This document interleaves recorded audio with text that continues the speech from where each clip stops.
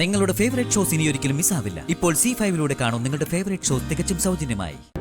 എനിക്കൊരിക്കലും സാർ ഉദ്ദേശിക്കുന്ന രീതിയിലാവാൻ പറ്റില്ല. ഞാൻ തുറന്നു ചോദിക്കുന്നതിൽ തനിക്ക് ബുദ്ധിമുട്ടൊന്നും തോന്നരുത്. താൻ ആരോടെങ്കിലും ഇഷ്ടത്തിലാണോ?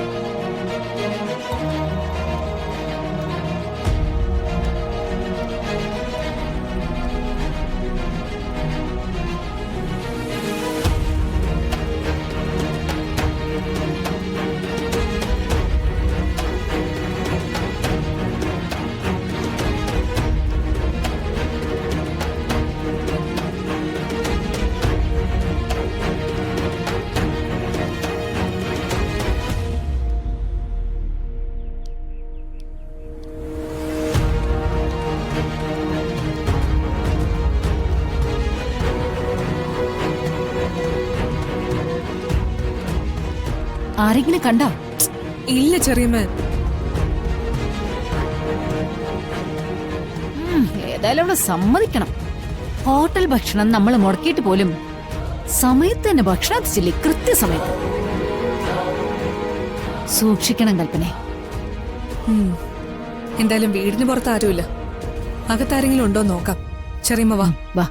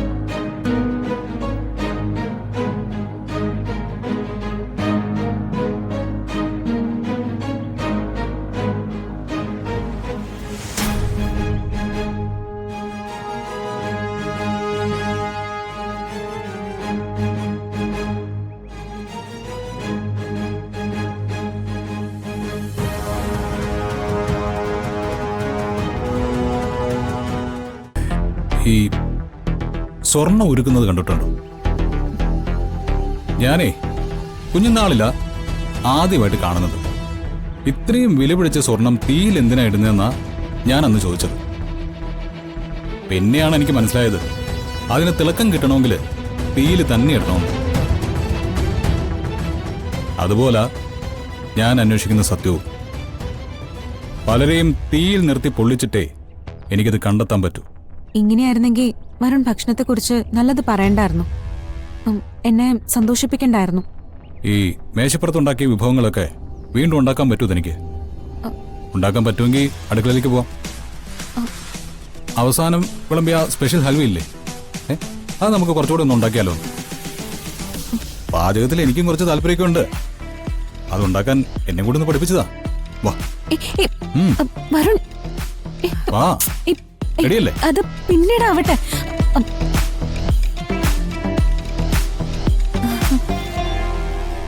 എനിക്കങ്ങോട്ട് വരാവോ?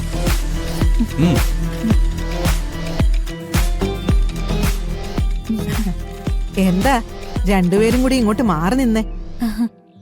അത് വരുണ് ഹൽവ നല്ല ഇഷ്ടമായി. അത് ഉണ്ടാക്കാൻ പഠിപ്പിക്കുമെന്ന് എന്നോട് ചോദിക്കായിരുന്നു മുത്തശ്ശി. എന്നാ പിന്നെ മോളൊരു ക്ലാസ് തന്നെ നടത്തിക്കോ. ഇപ്പൊ പത്മിനി എന്നോട് പറഞ്ഞതേ ഉള്ളൂ, അതിന്റെ കൂട്ട് പ്രിയങ്ക മോളോട് ചോദിച്ച് ഒന്ന് പഠിക്കണോന്ന്. അതിനെന്താ മുത്തശ്ശി, നമുക്ക് എല്ലാവർക്കും കൂടി ഒരു ദിവസം ഉണ്ടാക്കാം. അപ്പൊ പിന്നെ എല്ലാവർക്കും പഠിക്കാലോ. കേട്ടോടാ, ഉം. ഇപ്പോഴത്തെ കാലത്ത് പെൺകുട്ടികൾ വീട്ടിൽ വന്ന ഒരു കട്ടൻ ചായ ഇട്ട അതിന് 100 കുറ്റങ്ങൾ പറയാൻ കാണും. ഇതിപ്പോ പ്രിയങ്ക മോളെ എല്ലാവരും കാത്തു നിൽക്കുന്നതേ പ്രിയങ്ക മോക്ക് അറിയാവുന്നത് എല്ലാം അവളിൽ നിന്ന് പഠിക്കാന്. ഭാഗ്യം ചെയ്യണം ഇങ്ങനൊരാളെ കിട്ടാൻ. ഈ ഭക്ഷണം ഉണ്ടാക്കിയ ആളെ സ്നേഹിക്കണമെന്ന് എനിക്ക് തോന്നുന്നുണ്ട് മുത്തശ്ശി.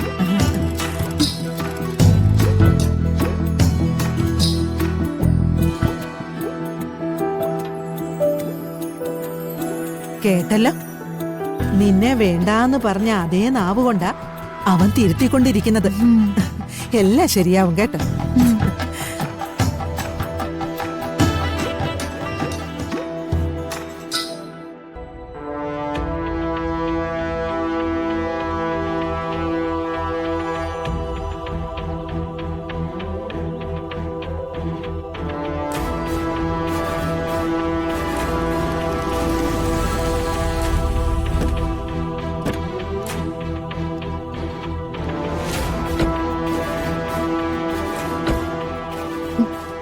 Thank you.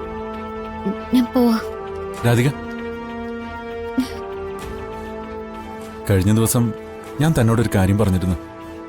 അന്നതിന്റെ മറുപടി ചോദിക്കാനും അറിയാനും സമയം കിട്ടിയില്ല. ഇപ്പൊ എനിക്കത് അറിഞ്ഞാൽ കൊള്ളാന്നുണ്ട്. ഞാൻ വളരെ സീരിയസ് ആയിട്ടാ പറഞ്ഞത്. നോക്കൂ സാർ, എന്റെ മനസ്സിൽ അങ്ങനെയൊന്നുമില്ല, ആരോടും ഇല്ല. പിന്നെ സാർ കരുതുന്ന പോലൊരു ജീവിതമല്ല എന്റേത്.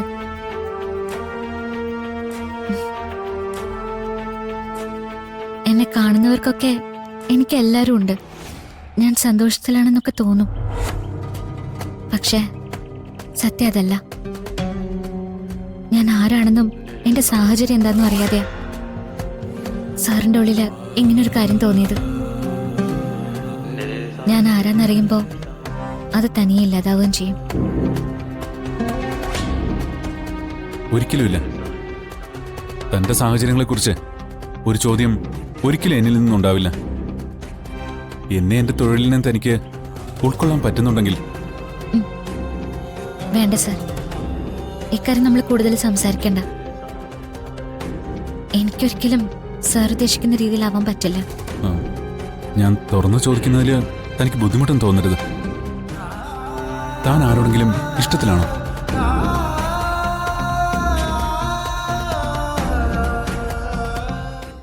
ഡൗൺലോഡ് ചെയ്യൂ C5 ആപ്പ്. കാണൂ എല്ലാ എപ്പിസോഡുകളും സൗജന്യമായി.